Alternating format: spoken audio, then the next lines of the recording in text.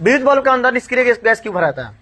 विद्युत बल्ब के अंदर की वायु को निकालकर इसमें निष्क्रिय गैस भर दी जाती है, जिस कारण से फिलामेंट का वाष्पन रुक जाता है और फिलामेंट भंगुर होने से बच जाता है। इसलिए विद्युत बल्ब में निष्क्रिय गैस भरा जाता है। विद्युत बल्ब का जो फिलामेंट होता है वो टंगस्टन का बना क्यों होता है?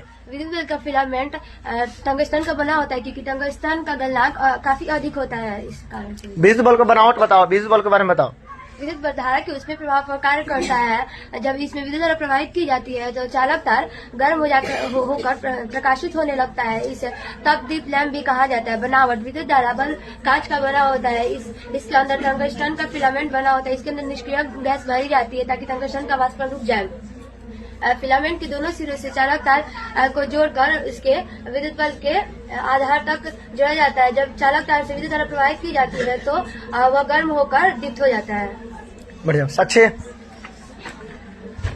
विद्युत बल्ब विद्युत धारा कुछ भी प्रभाव का काम करता है। विद्युत बल्ब के अंदर जब चालक तार गर्म हो जाता है तो वो हमें प्रकाशित हुआ प्रतीत होता है। इसे दीप्त लैंप भी कहते हैं। विद्युत बल्ब का बनावट, विद्युत बल्ब का जो होता है, विद्युत बल्ब कांच का बना हुआ होता है। इसके अंदर का जो टंगस्टन होता है फिलामेंट का बना हुआ होता है। इसके अंदर कुछ निष्क्रिय गैस भर दी जाती है, जिसके कारण टंगस्टन का वाष्पीकरण रुक जाता है। फिलामेंट के सिरों को चालक तार द्वारा विद्युत बल्ब के आधार से जोड़ दिया जाता है और जब इसे विद्युत धारा प्रभावित की जाती है तो ये फिलामेंट गर्म हो जाता है और ये प्रकाशित होता है।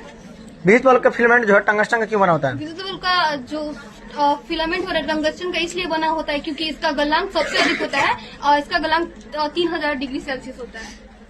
ठीक है। और विद्युत बल्ब के अंदर निष्क्रिय गैस क्यों भरा जाता है? विद्युत बल्ब के अंदर निष्क्रिय गैस इसलिए भरी जाती है क्योंकि यह टंगस्टन से वाष्पीकरण नहीं कर पाता है।